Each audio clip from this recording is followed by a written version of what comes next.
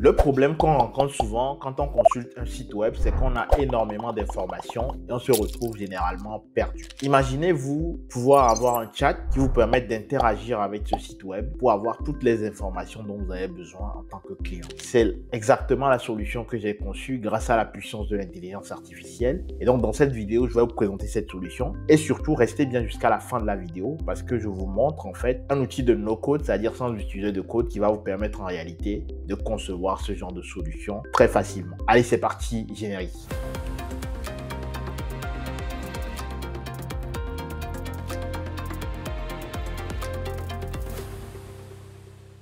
Salut à toi, bienvenue sur ma chaîne. Moi, c'est Espoir Badoun, je suis data scientist.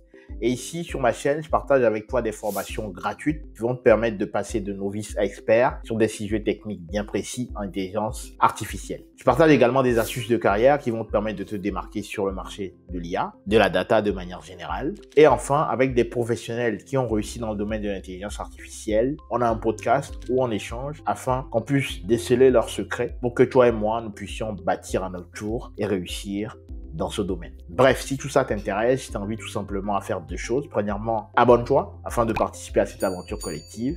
Et deuxièmement, active la cloche des notifications pour être notifié de tous nos nouveaux contenus édifiants qui apparaîtront chaque semaine sur la chaîne. Bon, chose promise, chose due. Donc du coup, comme je vous l'ai présenté donc en propos introductif, on va voir donc dans cette vidéo comment justement construire un chat grâce à l'intelligence artificielle qui va vous permettre d'interagir facilement avec un site web. La problématique, je vous l'avais énoncée, c'était le fait que justement, quand on venait sur des sites web, on avait énormément d'informations et on peut se retrouver donc très facilement noyé en tant que client. Donc l'objectif ici, c'est de construire un chat qui va vous permettre justement d'avoir des réponses rapidement, des réponses en fait qui correspondent à la problématique auquel vous êtes confronté. Donc pour ça, donc je rappelle donc ici la problématique, voilà. Certaines pages web récoltent des informations concises et mal formatées. Nous, ce qu'on recherche, c'est d'aller droit au but. Ok, on a une question, on veut avoir la réponse, on ne veut pas avoir cliqué sur plusieurs différentes parties avant d'obtenir une réponse. Donc pour ça, donc on va utiliser donc ce chat-là. Donc il suffit de lui fournir un site web. Je vais prendre par exemple, je vais prendre LangChain. LangChain en fait, qui permet de concevoir des applications d'intelligence artificielle générative. C'est un outil qui s'est imposé donc très rapidement sur ce marché-là et qui permet de faire l'interface entre plusieurs modèles d'intelligence artificielle générative pour nous permettre de concevoir justement ces outils-là. Donc ce qu'on va faire ici, c'est que je vais mettre cette URL ici. Voilà. Et je vais run. Et là, vous allez voir, il est en train donc de travailler. Voilà, il me dit, voilà, je suis le site web LangChain, ok, bienvenue, donc je suis là pour comprendre ce dont tu as besoin donc sur ce site-là, et donc du coup, avec ça, je vais pouvoir donc interagir avec lui facilement. Par exemple, je vais lui demander quelque chose, je vais lui demander ça, qu'est-ce qui est nouveau, qui est la nouveauté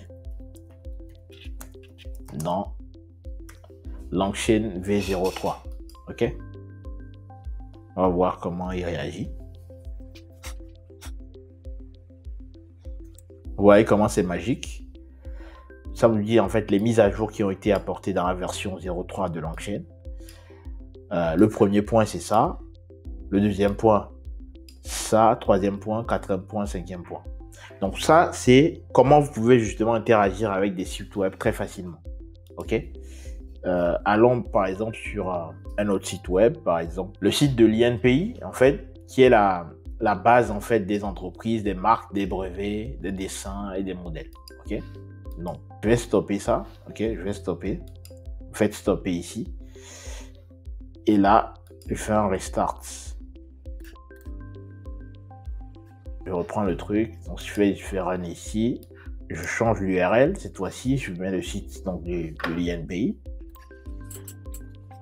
Donc, vous voyez, là, il est en train de rechercher justement ce site-là pour récolter toutes les informations qui vont lui permettre de constituer une base de connaissances. Et cette base de connaissances va nous permettre du tout, quand nous allons renvoyer une question, il va chercher dans sa base de connaissances et nous fournir la réponse pertinente grâce justement à l'intelligence artificielle. Pour ça, donc voilà, il me dit bonjour, bienvenue sur Data INPI, le site officiel de l'Institut national de propriété industrielle. Je suis là pour vous aider à naviguer dans nos bases de données pour les entreprises, marques, brevets, dessins et modèles. Comment puis-je vous assister aujourd'hui? Donc, vous voyez que on va lui poser une question. Que sais-tu des licences de réutilisation des données de l'INPI, par exemple? Donc là encore, il va aller chercher, grâce justement à toute la base de connaissances, il va aller chercher les réponses qui correspondent justement à la question que je lui ai posée. Donc ici, voilà, il nous répond, l'INPI met à disposition ces données ouvertes et réutilisables par tous pour créer des produits et des services à valeur ajoutée. Il existe deux types de licences homologuées, la licence de réutilisation RNE et la licence de réutilisation PI pour propriété industrielle. Vous pouvez accéder à ces licences via les liens fournis sur la page. Ces licences définissent les conditions d'utilisation des données de l'INPI. Souhaitez-vous plus d'informations sur un aspect particulier de ces licences? Donc voilà un peu un exemple en fait d'interaction que vous pouvez avoir avec ce chat là qui va vous permettre donc d'écrire en fait, de discuter en fait avec n'importe quel site web afin d'avoir quand même des infos beaucoup plus rapidement que lorsque on vient sur un site et qu'on est obligé de cliquer partout avant d'obtenir la réponse qu'on est venu chercher. Dites-moi dans les commentaires ce que vous pensez de ce genre d'application, je suis curieux de le savoir. On va donc rentrer donc dans la deuxième partie où je vais vous montrer en fait comment utiliser en fait cette plateforme, puisque c'est une plateforme de no-code qui s'appelle WorldWire, qui va vous permettre de concevoir des solutions très rapidement, des solutions de ce type-là.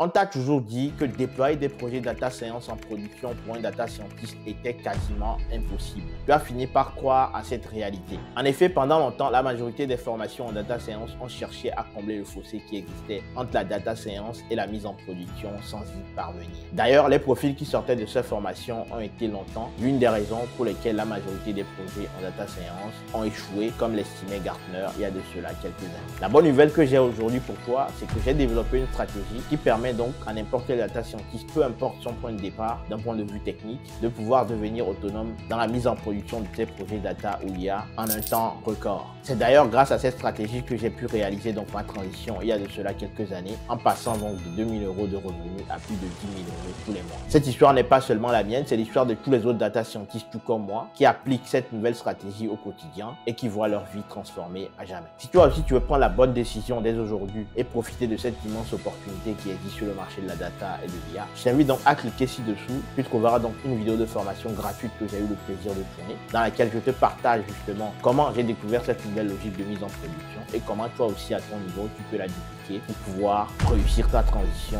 vers la mise en production. Ne tarde pas à visionner cette vidéo de formation gratuite car il se peut que c'est la dernière fois que tu la vois passer. Quant à moi, je te donne donc rendez-vous dans cette vidéo de formation gratuite. D'ici là, porte-toi bien. Salut. Bon, dans cette vidéo, comme je l'ai dit, donc j'avais présenté donc dans la vidéo précédente, pour ceux qui n'ont pas vu, les plateformes de no-code qui existent. Pourquoi d'ailleurs il fallait utiliser ces plateformes-là au démarrage des projets. Donc pour ceux qui n'ont pas vu, jetez ici un coup d'œil. Dans cette deuxième partie, je vais vous montrer donc WorldWire.ai est une plateforme no-code qui va vous permettre de construire des agents IA en utilisant du Natural Language Processing. Comme vous le voyez à l'écran, voici en fait l'interface en fait de WorldWire.ai. Et vous avez donc plusieurs parties à gauche ici, tout en haut à gauche. On va d'abord commencer par la partie Explore. Dans la partie Explore, donc comme je l'avais montré dans la présentation précédente, donc dans la vidéo précédente, en fait, toutes les plateformes de no-code, donc en l'occurrence ici WorldWire, ont des templates qui existent, qui vont vous permettre de démarrer donc rapidement vos projets sans partir from scratch pour développer vos propres agents. Donc, c'est organiser ces templates-là en fonction des domaines. Donc, comme vous voyez ici, il y a différentes catégories. Il y a la catégorie des agents autonomes qui sont un peu plus complexes, ok? Et puis, les agents LLM qui sont dédiés, en fait, à des activités en particulier. Donc, ici, en l'occurrence, dans le marketing et la vente, on en a une. Donc, si je clique sur marketing et sales, vous allez voir tout un tas d'agents qui existent déjà, donc de templates. Ensuite, on a recherche éducation, ici, ou qui va concerner, donc, comme vous l'avez compris, l'éducation et la recherche. Ici, finance et le droit, donc tout ce qui va être juridique. Vous allez pouvoir donc utiliser donc cela. Tout ce qui est fun et lifestyle, comme je l'ai dit donc, dans la vidéo précédente, si vous voulez utiliser des agents pour une thématique particulière que vous rencontrez donc dans votre vie de tous les jours, que vous voulez résoudre, eh bien, c'est possible aussi. Et donc, ici, vous allez voir en fait tout un tas de templates qui existent qui va vous permettre donc de démarrer cela rapidement. Et puis, on a la partie HR et opération. à chaque opération, ça concerne tout ce qui est ressources humaines, donc des templates pour pouvoir créer notamment des outils qui vont analyser vos CV, qui vont préparer pour les entretiens ou qui vont générer en fait des lettres de motivation. Et puis en dernier lieu ici, on a la partie tool intégration. Ici, c'est intéressant parce qu'en réalité, les agents LLM vont s'appuyer sur des outils qui existent, puisque vous avez bien compris que ChatGPT, en l'occurrence, sont des chats qui sont basés sur les modèles LLM. Ces modèles LLM-là, en réalité, sont statiques puisqu'ils ont appris sur des données qui évoluent donc dans le temps. Donc, vous ne pouvez pas avoir des données en temps réel avec cette façon de faire-là, okay, parce que justement, ChatGPT est statique. Okay, les données ont été entraînées sur une certaine période.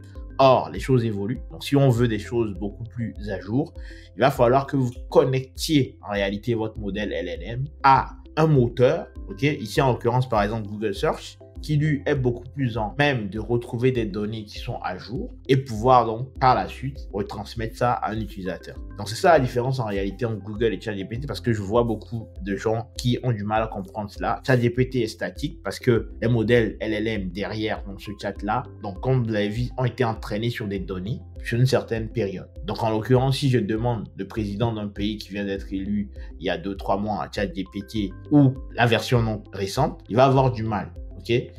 Et donc tous ces agents en fait vont nous permettre en réalité de pouvoir connecter donc des outils en fait à nos modèles LLM qui vont se charger en réalité de pouvoir formater la réponse que nous donne l'outil.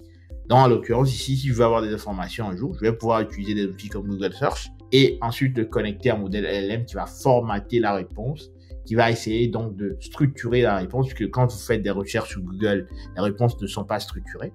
Et donc, le travail en fait de ces modèles LLM par derrière, ça va être en réalité de pouvoir formater ces réponses-là. Et donc, en l'occurrence, tout ça va nous permettre de construire un outil, donc un agent qui va aller sur Internet, récupérer des infos et pouvoir donc le structurer, nous renvoyer donc en réponse, nous permettant ainsi d'avoir des données le plus à jour possible. On peut également connecter d'autres outils comme Google Sheet ici, vous l'avez vu, ou connecter donc des outils, par exemple Slack, ou connecter encore Wikipédia. Donc c'est vraiment ici, c'est la partie intégration. Vous allez pouvoir connecter en fait votre modèle LLM à un outil qui existe pour effectuer une action en particulier. Ça, c'est vraiment la puissance des agents. C'est de minimiser les actions humaines en fait. Donc tout ce que vous allez faire en fait grâce aux agents, notamment, ça va vous permettre en fait, en l'occurrence, de pouvoir connecter des outils entre eux et pouvoir enchaîner tout un tas d'opérations qui avant nécessitaient en fait une intervention humaine. Donc voilà un peu donc très rapidement la partie quand vous démarrez donc la plateforme WordWare, donc sur Explore. Ensuite ici vous avez donc une partie ici, vous pouvez créer donc un projet. Vous créez un projet, vous le nommez en fait ici. En réalité vous le mettez en public. Si vous le mettez en public, eh bien tout le monde peut le voir sur WordWare. Si vous le mettez en privé, en fait vous avez un certain nombre d'utilisateurs qui vont être autorisés par vous à avoir accès à la plateforme. Ok. Donc, j'ai utilisé dans plusieurs trucs ici. On va peut-être cliquer sur celui-là pour voir ce que ça donne. Donc ici, en fait, ce que vous avez ici, par exemple, c'est vous pouvez créer des flows. Ok, vous donnez un nom ici à votre flow. Par exemple, on va mettre test. Et ici, quand vous faites slash, vous avez donc plusieurs trucs qui apparaissent ici. Ok. Je vais vous expliquer. Ici, donc, génération, ça va vous donner, en fait, vous allez pouvoir choisir, en fait, ici, les modèles LLM qui existent. Donc, vous voyez, si je clique ici, browse modèle, vous allez pouvoir choisir le type de modèle que vous avez. Si vous voulez des Gemini 1.5, donc, en fonction, ça, on avait fait une présentation là-dessus, comment choisir, en fait, ces modèles LLM-là. Donc, il y a des modèles type propriétaire et des modèles open source. Et donc, pour des tâches, donc, on a également identifié également ces modèles LLM en fonction de la taille également. Okay? On avait parlé de Small Language Model et de Large Language Model. Les Small Language Model vont permettre de faire des tâches très simples. Donc, si vous avez une problématique simple à résoudre, vous allez devoir justement choisir très rapidement ici un modèle Small Language. Et donc, notamment, Gemini 1.5 Pro peut faire l'affaire. Ou encore Llama. Llama aussi pas mal. Par contre, si vous voulez donc des tâches, si vous êtes sur des tâches un peu plus complexes, eh bien vous allez repartir sur GPT en fait, ce qui est plus à jour et plus performant sur des tâches beaucoup plus complexes. Donc, c'est ici où vous sélectionnez en fait les modèles. Ensuite, donc, si vous pouvez effacer. Ensuite, vous pouvez choisir en fait cette partie-là. Structure génération en fait va vous permettre en réalité de structurer, comme ça on le dit ici, la sortie en fait. Si vous voulez une sortie particulière pour votre modèle de langage LLM, eh bien vous allez pouvoir utiliser ici New Structure Génération et définir en fait ici la sortie que vous voulez. Ok, donc c'est expliqué ici. Voilà, donc c'est vous-même qui fournissez en fait le modèle de sortie ici, très simplement. Donc ça c'est pour la structure génération. Et puis loop, c'est comme quand on fait des boucles en fait dans la programmation classique. Donc vous allez pouvoir boucler si vous voulez effectuer des actions répétitives notamment. Et puis on a le if else, pareil. Le if else c'est la notion de condition, pareil comme dans la programmation. Si vous voulez rajouter une condition particulière pour votre modèle de langage, eh bien vous pouvez le faire donc très rapidement grâce à ça. Alors, qu'est-ce qu'on a encore? On a le flow. Donc, le flow, en fait, va vous permettre, en fait, de définir. Donc, le flow, en fait, on l'utilise quand on a, par exemple, des agents. Et si, par exemple, j'avais sélectionné les agents que je vous avais montrés, Google, par exemple, Google Search, ici, dans mon flow, je vais pouvoir utiliser l'agent et puis enchaîner, en fait, comme son nom l'indique, tout un ensemble d'actions qu'il doit effectuer, donc, en se basant, donc, sur la réponse qui lui est fournie par l'outil en question, Google Search, pour cet exemple-là. Ici, Ask a Human, ça vous permet en fait de pouvoir mettre l'humain dans la boucle, pour pouvoir vérifier notamment les réponses que sort votre LLM, très important. Les LLM sont sujets souvent à des hallucinations, il est important de tester en fait la sortie de votre modèle. Et donc, ici, vous allez pouvoir rajouter ça grâce à Human, ici. Et puis, qu'est-ce qu'on a encore? On peut rajouter également des entrées. Vous pouvez rajouter des entrées, décrire l'entrée et puis le rajouter tout simplement ici. Notamment, ça se fait notamment dans les prompts. Quand vous écrivez votre prompt, vous pouvez rajouter par exemple des entrées que doit utiliser donc votre prompt.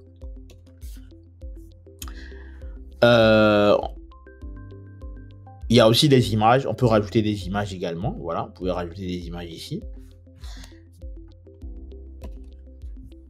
Des images, vous pouvez rajouter également des audios. Donc voilà un peu comment vous pouvez donc utiliser en fait cette plateforme Wordware. La suite, je vous laisse découvrir des outils qu'il y a, donc notamment Exa, qui est pas mal aussi, qui permet de récupérer des informations en temps réel sur Internet. Ici, vous pouvez faire également de la similarity search, vous pouvez faire du web scraping, de l'image generation, text to speech. Voilà, il y a plein de trucs PDF parser aussi qui peut extraire et analyser des contenus de fichiers PDF. Donc voilà, vous avez plein en fait d'outils ici, donc je vous laisse découvrir ça par vous-même. Et puis quand vous avez fini en fait votre projet, vous allez simplement ici et vous faites run. Si vous faites run ici, ça va vous demander en fait si vous avez mis des inputs. Donc notamment quand on construit ce genre d'agent, on a plusieurs entrées. Donc l'utilisateur va saisir ces entrées ici. Et quand vous allez faire run, ça va vous donner une sortie. Donc voilà un peu comment vous pouvez faire ça. Et puis vous pouvez ensuite le déployer ici en visibilité publique. Et quand vous déployez ça, ça vous fournit en fait un endpoint API que vous pouvez venir requêter. Donc, ça c'est pour ceux qui veulent aller plus loin. Ou simplement utiliser directement l'API en fait qui vous est fournie, le renvoyer à d'autres utilisateurs qui puissent également tester. Donc voilà un peu très rapidement la plateforme Wordware. Dites-moi si vous voulez une vidéo complémentaire à celui-là, où on rentre un peu plus dans le détail, je vous montre vraiment comment ça se passe de manière pratique. Et puis, pour ceux qui veulent aller plus loin, j'ai un programme de formation qui vous permet en fait de pouvoir accélérer votre apprentissage de l'IA générative avec les bases. Et on va aller beaucoup plus loin puisque là, vous avez des projets concrets dans le programme, un parcours qui a été très bien pensé, qui va vous permettre de maîtriser ces outils-là, de pouvoir construire vos agents vous-même, qui répondent à des problématiques métiers. Dans cette formation, on vous montre vraiment sur des projets concrets comment travailler de manière professionnelle grâce à ces outils de no-code, mais également on va beaucoup plus loin. On vous montre finalement, parce que les prototypes ont leurs limites, et donc pour aller beaucoup plus loin, construire des outils qui vont aller en production, eh bien, il va falloir programmer. Donc dans ce cadre-là, on a créé donc tout un ensemble d'outils qui vont vous permettre de maîtriser tout ce qu'il faut savoir pour construire des agents IA de manière programmatique pour aller beaucoup plus loin, beaucoup plus vite et de manière efficace. Pour ceux qui sont intéressés, vous trouverez donc dans la barre de description un lien qui va vous permettre donc de pouvoir vous enregistrer. Et puis, on sélectionnera, puisqu'on travaille en mode cohorte, on sélectionnera donc le nombre de personnes qui puissent pour cette cohorte-là intégrer le programme. Et puis, ensemble, on verra comment justement vous permettre d'atteindre votre objectif professionnel. Voilà, c'était tout pour cette vidéo. Dites-moi dans les commentaires ce que vous avez retenu, s'il y a des choses qui ne sont pas claires. Et puis, n'oubliez pas de vous abonner parce que ça ne vous coûte rien, ça nous fait plaisir, ça nous permet en fait de continuer à proposer donc des contenus dans ce sens-là. Je vous donne donc rendez-vous très prochainement pour un nouveau contenu tout aussi édifiant. D'ici là, portez-vous bien. Salut!